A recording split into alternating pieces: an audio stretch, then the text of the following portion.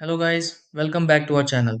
If your DeWalt charger is showing a solid red light but the battery is not charging, it can be confusing because the light usually indicates that charging should be happening.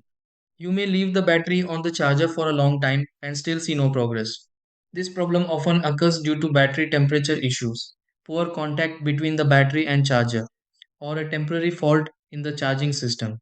Sometimes the charger detects a condition that prevents charging even though the light stays on.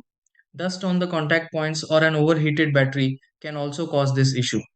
It is important to check both the charger and the battery step by step to find the exact cause. In this video, I will show you step by step how to fix a DeWalt charger showing solid red light but not charging. Try this. 1. Remove the battery from the DeWalt charger and reinsert it properly. 2. Check the contact points on the DeWalt charger and clean them if needed. 3. Let the DeWalt battery cool down before placing it on the DeWalt charger again. 4. Try a different power outlet with the DeWalt charger to rule out power issues. Number 5. Clean the battery terminals of the DeWalt battery for better connection with the DeWalt charger.